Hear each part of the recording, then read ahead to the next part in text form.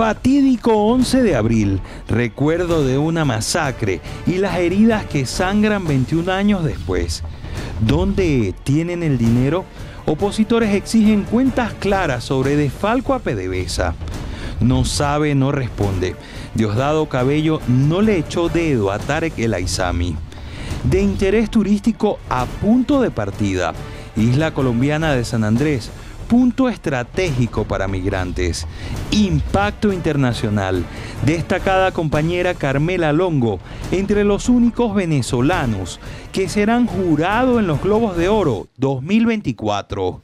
Hola, ¿qué tal? 11 de abril de 2023. De inmediato comenzamos con la presente emisión de noticias Impacto Venezuela.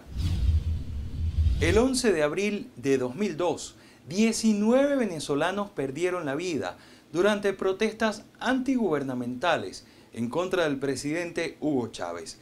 Estas muertes se mantienen impunes y aún no hay justicia ni se vislumbra que haya. Edwin Prieto nos cuenta en un trabajo especial todos los detalles de lo que ocurrió aquel 11 de abril que marcó la historia actual de Venezuela. Desde los hechos del 11 de abril del año 2002 han pasado 21 años, tiempo que no ha sido suficiente para que los familiares de estas 19 víctimas mortales aprendan a vivir con la ausencia de quienes cuyo asesinato aún sigue impune. Se destituyen de sus cargos ilegítimamente ocupados al presidente y demás magistrados del Tribunal Supremo de Justicia. Así como al fiscal general de la República, al Contralor General de la República, al Defensor del Pueblo y a los miembros del Consejo Nacional Electoral. 19 personas murieron en la ciudad de Caracas el 11 de abril del 2002, mientras que miles protestaban y otros miraban los hechos que se registraban en contra del expresidente Hugo Chávez. Estas muertes, 21 años después, parecen no dolerle a nadie más que sus familiares. En los organismos de justicia venezolanos, mientras se mantenga el régimen de Nicolás Maduro allí, mientras siga este régimen antidemocrático, va a ser muy difícil que pueda haber una investigación seria, genuina, que pueda llegar hasta las responsabilidades más altas, incluso la responsabilidad de Chávez en esa oportunidad.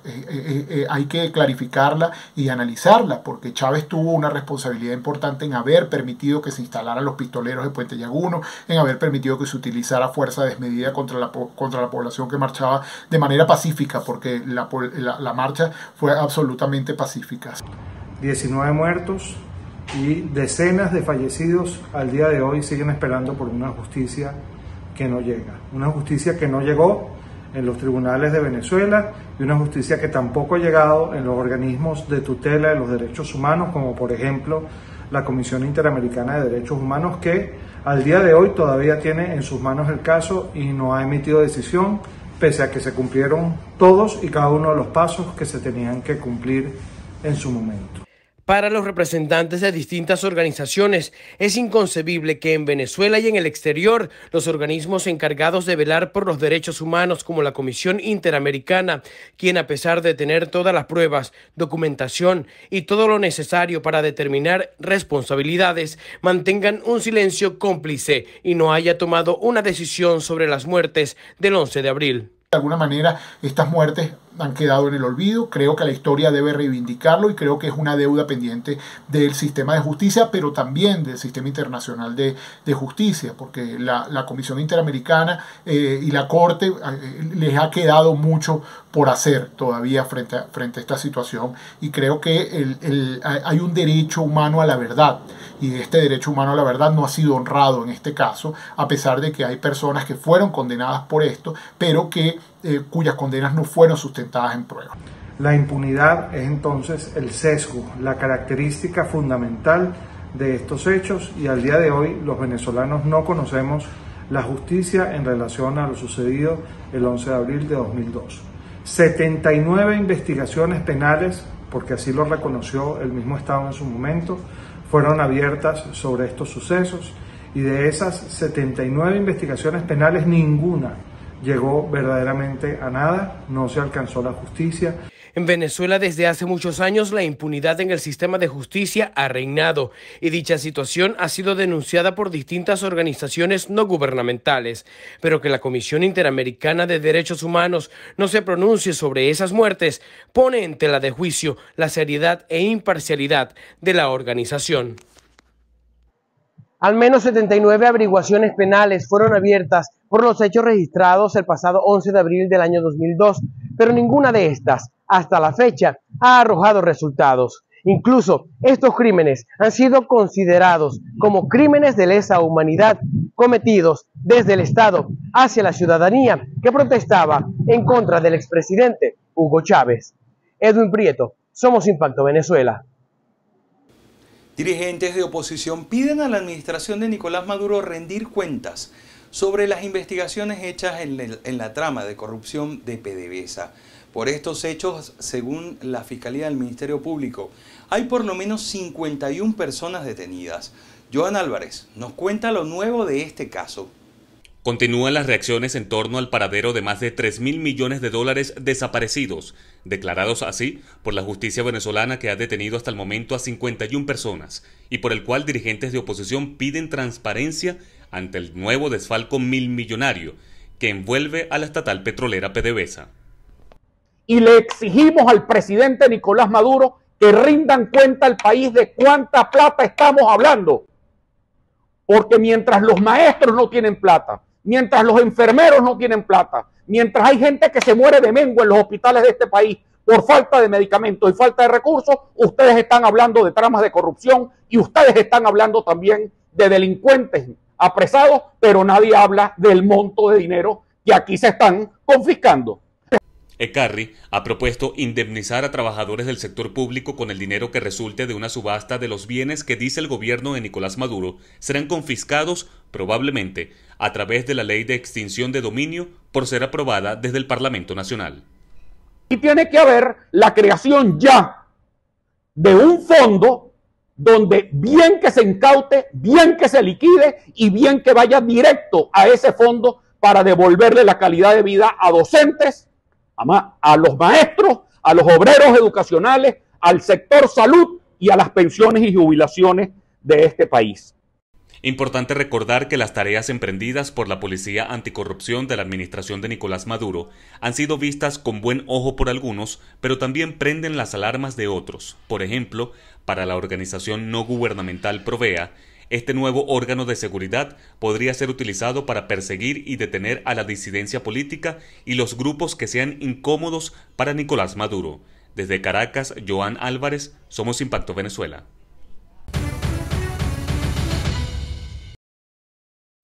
Vamos con la pregunta del día de Impacto Venezuela. ¿Crees que algún día haya justicia por los hechos ocurridos aquel 11 de abril de 2002? Uno de los dirigentes más importantes del chavismo en Venezuela, Diosdado Cabello, se negó a hablar respecto a si se le sigue o no un caso al exministro de Petróleo, Tarek El Aissami. Mira, la investigación continúa y no nos corresponde a nosotros señalar a alguien en particular. Corresponde a los organismos, en este caso al Ministerio Público y a los cuerpos de investigación. Tarek El Aissami es el poderoso ministro de Nicolás Maduro que cayó en desgracia y está en el ojo del huracán luego de que sus principales fichas de confianza fuesen detenidas por su implicación en casos de corrupción. Este lunes, cuando la cifra de detenidos en empresas estatales de Venezuela ascendió a 55, Cabello afirmó que nadie puede usar los símbolos del chavismo para cometer actos de corrupción, por lo que la justicia se impondrá. Aseguró que no hay cálculo político de ninguna naturaleza, sino una respuesta a una situación. Ahora, nosotros estamos en un proceso de transición que nos vamos encontrando con muchas cosas y vamos corrigiendo sobre la marcha. Estas cosas es mejor atenderlas a tiempo que dejar que se convierta en un mal generalizado. Y creo que lo estamos atendiendo a tiempo. Personalidades como el ex gobernador chavista Rafael Icea han asegurado que el ex ministro de Petróleo estaría bajo arresto domiciliario en Fuerte Tiuna, pero también se especula que el Aizami habría huido en un avión rumbo a Siria. La isla de San Andrés es uno de los paraísos turísticos de Colombia, pero ahora se ha convertido en el destino por excelencia de migrantes de América Latina que no quieren cruzar el Darién, pero hacen un peligroso viaje hacia Centroamérica. Sandino Ignacio Yaguare nos cuenta. San Andrés ha sido el destino ideal para miles de turistas que visitan la isla cada año. Sin embargo, desde finales de 2021, las unidades de guardacosta de la Armada Nacional de Colombia han detectado que este territorio es utilizado por migrantes de diferentes nacionalidades de manera irregular para llegar a Centroamérica y evitar el paso por el Darién.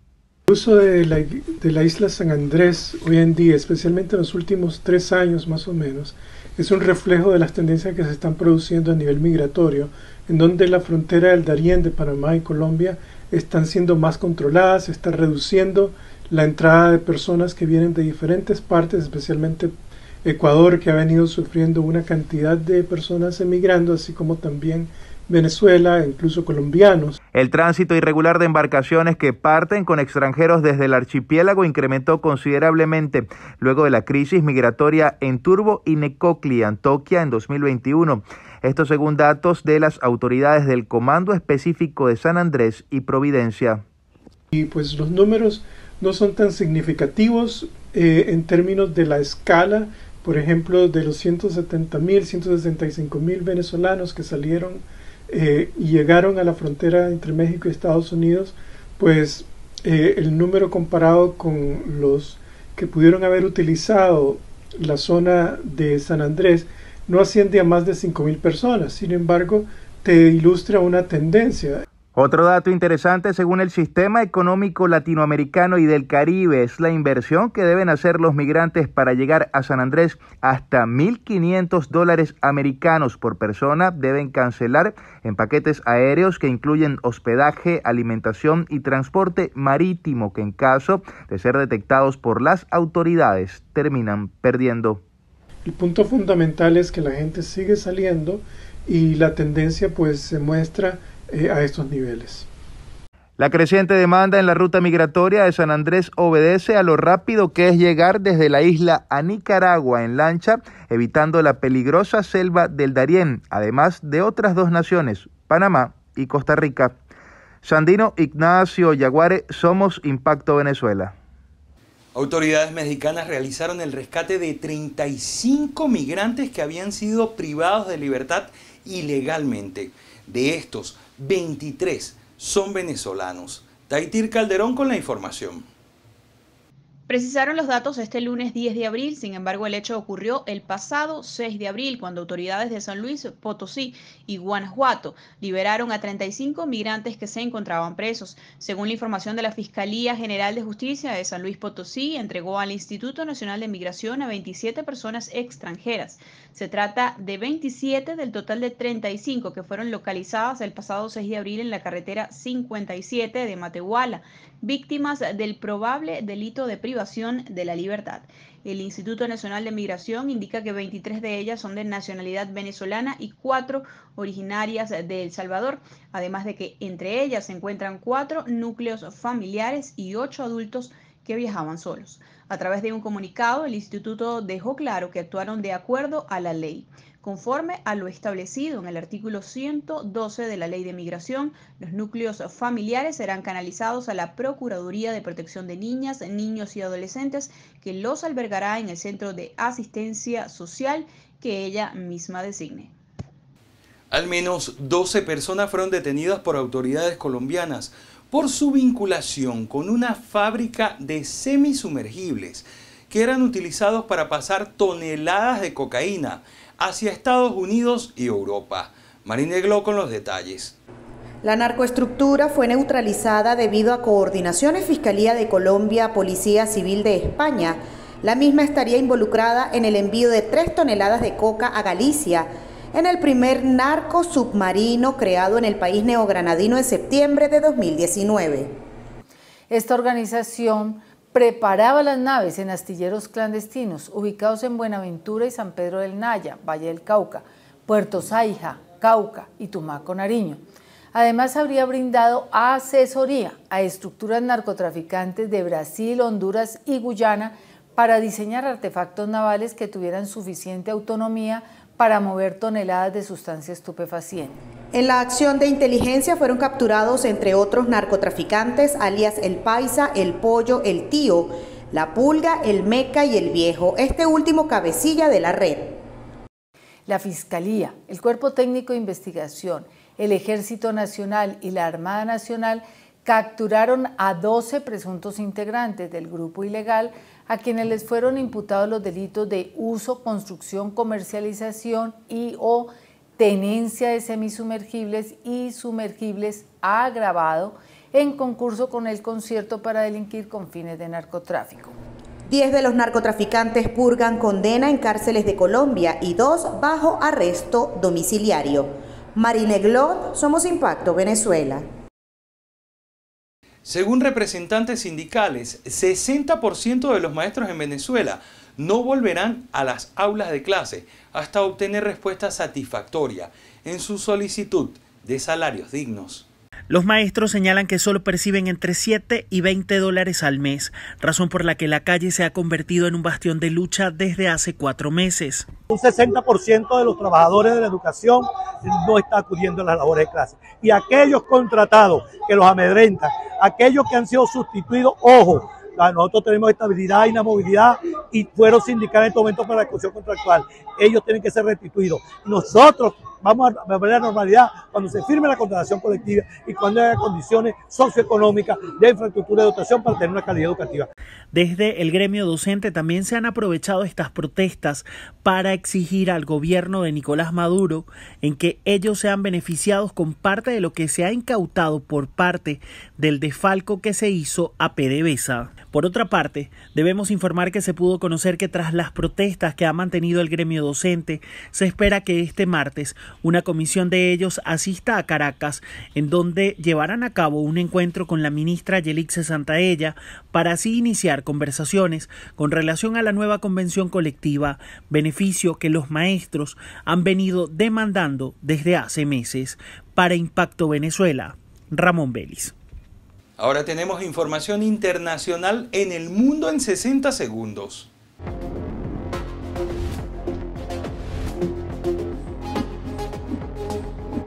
Hola, ¿qué tal? Esto es El Mundo en 60 segundos. Empezamos. Aparece otra ballena muerta en una de las turísticas playas de Bali. El mamífero de unos 17 metros de largo es el tercero que muere tras quedarse varada durante los últimos días en las playas de la isla. Luego del controvertido video en el que el Dalai Lama besa a un niño en la boca y después le pide que chupe su lengua, en la cuenta oficial de Twitter, Dalai Lama publica una imagen en la que su santidad ofrece disculpas al niño y a su familia y que lamenta el incidente. Hasta aquí El Mundo en 60 segundos, informó José Luis Mateo. Los invitamos a conocer qué ha pasado en Colombia en vivo. Hola, ¿qué tal? Bienvenidos a Colombia en vivo. 3 jugadores de las divisiones inferiores del equipo Once Caldas fueron capturados por extorsión. La detención ocurrió en el sector El Cable en la ciudad de Manizales justo cuando recibían una suma de 500.000 pesos por parte de una estudiante universitaria de nacionalidad española para que le fuera devuelto su teléfono móvil, el cual había sido hurtado. Luz Fabiola Rubiano, la mujer que causó polémica por insultar a Francia Márquez y llamarla simio, fue acusada formalmente por los delitos de discriminación y hostigamiento agravado. El próximo 30 de mayo se conocerá la sentencia. El presidente de Colombia, Gustavo Petro, y el fiscal general de la Nación, Francisco Barbosa, tuvieron su tercer encuentro del año luego del rifirrafe entre ambos. En la reunión se tocaron temas sensibles como la ley de sometimiento a la justicia, la lucha contra el narcotráfico y los proyectos de la paz total, entre otros. Hasta aquí Colombia en vivo, informó José Luis Mateus. Shakira vuelve a hacer noticia y una venezolana es designada como miembro del jurado de los Globos de Oro, nuestra compañera Carmela Longo.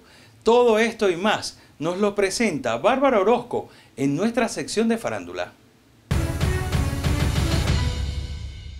Como ya se sabe, hace una semana Shakira se instaló en Miami junto a sus hijos. Sin embargo, parece que la persecución de los periodistas y paparazzis que sufrían en Barcelona se trasladó hacia la ciudad estadounidense. Y por esto la barranquillera pidió que por favor cesaran el asedio y el acoso contra sus hijos, que solamente tienen 8 y 10 años. Aseguró que han vivido un año muy difícil desde que la opinión pública conoció su separación con el exfutbolista Gerard Piqué. Les ruego abstenerse de seguirlos hasta la salida o entrada del colegio, esperarlos en la puerta de nuestra casa o perseguirlos hasta sus actividades extraescolares y lúdicas, tal y como ha sucedido cada día en Barcelona, con el fin de obtener capturas fotográficas o un mejor rating. Fue parte de lo que expresó la artista mediante un comunicado. Una de las razones por las que Shakira decidió mudarse a Miami es porque quería alejarse del hostigamiento de la prensa de Barcelona, sobre todo con sus hijos. Por otra parte, recientemente se conoció que la periodista de espectáculos Carmela Longo y el periodista y actor Jorge Roig formarán parte del jurado que votará en la 81ª edición de los Globos de Oro. Ambos fueron seleccionados para integrar el grupo de 215 votantes internacionales para la edición del año 2024. De esta forma se suman a los 95 miembros actuales para un jurado integrado por un total de 310 votantes. Con las nuevas incorporaciones, el cuerpo de votación estará integrado por un 25% de origen latino, 14% asiáticos, 10% afroamericanos, 9% del Medio Oriente y 42% blancos. Al menos el 17% de los votantes se identifican en la comunidad LGTBIQ. Por otra parte, recientemente el cantante Diego Rojas anunció su desvinculación con la banda Guaco luego de 9 años formando parte de la agrupación. Escuchemos. Mis días en la superbanda Guaco han llegado a su fin. Es momento de empezar a escribir otra historia, de emprender mi carrera como solista y de seguirles regalando música, pero esta vez en solitario. Seguiré acompañando a Guaco, pero por supuesto ahora como fanático, como lo he sido desde que nací. Un abrazo a todos los que me apoyaron. Gracias, Gustavo. Esta noticia llega una semana después de que Mark Meléndez también anunciara que se separaría de la banda para emprender su camino en solitario. Hasta el momento se desconoce cuál será el futuro de la considerada la superbanda de Venezuela. Y así culminamos otro repaso por las noticias más resaltantes en materia de entretenimiento. Los acompañó Bárbara Orozco. Nos vemos en la siguiente emisión. De esta manera llegamos al final de la presente emisión de Noticias Impacto Venezuela. Los invitamos a seguirnos a través de nuestras redes sociales y por supuesto a visitar impactovenezuela.com. Información 100% confirmada.